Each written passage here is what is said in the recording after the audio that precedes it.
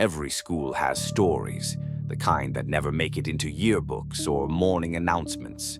Stories whispered in hallways, passed between students who swear they heard something or saw something when the teachers weren't looking. Tonight, we're diving into the forgotten corners of American schools, where bells ring on their own, shadows take attendance, and some locker doors never stay shut.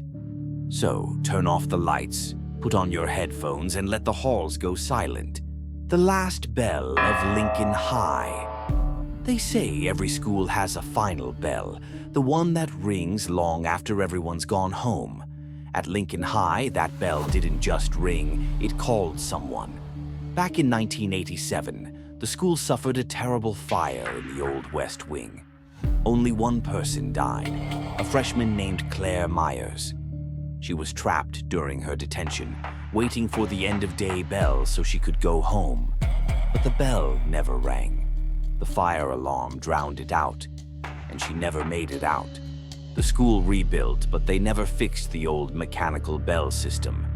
And every year, on the anniversary of the fire, the bell rings by itself.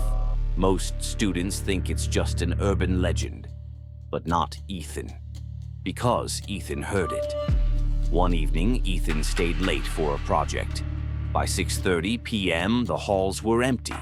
The sun had already dipped behind the football field bleachers, leaving the school bathed in that eerie blue twilight. Ethan headed for the main exit when he heard it. The old West Wing bell. He froze. Nobody ever walked that part of the school. It was sealed off, boarded up after the fire. But the bell kept ringing, louder, slower, like it was struggling to sound alive. Ethan, against all common sense, followed the noise. He reached the old hallway, locked behind metal bars. But something was wrong. The bars were open. The hallway was cold, far too cold. His breath came out in fog. The air carried the faint smell of wet ash and burned wood. And then he saw it. A classroom door, slowly swinging open on its own. Inside, the room was exactly as it was left after the fire. Charred desks, burned textbooks, blackened walls. On the far side, a girl sat at a desk, facing the wall. Her clothes were melted and torn. Her hair was singed.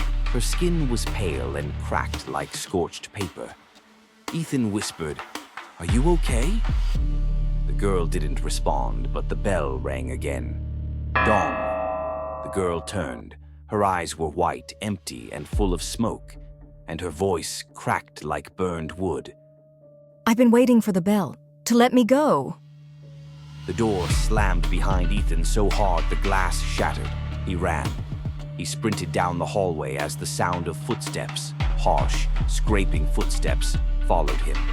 He burst out of the West Wing as the metal bars clanged shut behind him. He didn't look back. The next day, the school permanently sealed the hallway again. But sometimes, students walking near the West Wing swear they hear a faint bell and a girl whispering, "Please, the bell. Let me out. If you made it this far, congratulations." Most people don't stay through the whole story. But remember, schools hold more secrets than anyone admits, and these were just a few of them. If you want more stories like this, darker ones, stranger ones, and the ones people refuse to talk about, then make sure you subscribe to the channel, turn on notifications, so you never miss a new tale creeping into the night. Thanks for listening. And whatever you do, don't walk the school halls alone tonight.